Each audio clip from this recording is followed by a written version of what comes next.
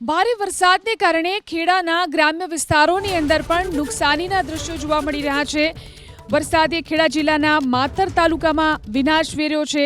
ખેડા જિલ્લાના ગામડાઓમાં ખેતરો બેટમાં ફેરવાયા।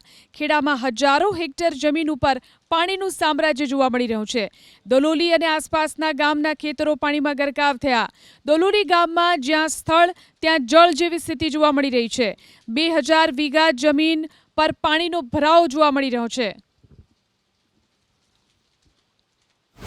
ખેડા જિલ્લામાં તારાજી સર્જાઈ કહી શકાય કે 2 દિવસ જે વરસાદ વરસ્યો અને વરસાદે જે દ્રશ્યો સર્જ્યા છે તે ક્યાંક ને ક્યાંક કાળજુ કંપાવી દે તેવા છે। કારણ કે આ છે અત્યારે દલોલી ગામ અને માતર તાલુકાના દલોલી ગામની આ જમીન બતાવવા માંગીશ કે આશરે 2000 વીઘા કરતા પણ ઉપરની જમીન છે, જેમાં પાણી કહી શકાય કે 5 થી 6 પાણી ઘૂસતાની સાથે જ અહીં આગળનો ખેડૂત છે તે પાયમાલ બન્યો છે।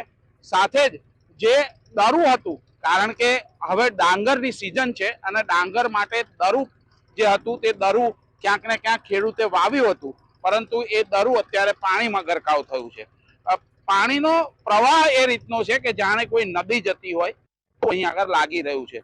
આજુબાજુના તમામ વિસ્તારો જે છે તેના ખેતરો જે છે તે બેટમાં ફેરવાયા છે। મહત્વની વાત કરવામાં આવે, અહીં આગળથી પસાર થતા જે નાળા છે તે અત્યારે નદીનું સ્વરૂપ લીધું છે। એટલે ચોક્કસ આ જે પાણી જે છે તે પાણી અહીં આગળના સ્થાનિકોના કહ્યા પ્રમાણે હજુ પણ અઠવાડિયાથી 10 દિવસ લાગે તેમ છે। 10 દિવસ બાદ આ પાણી ઓસરશે અને ખેડૂતને પોતાના જે જમીન છે તે જમીન જોવા મળશે।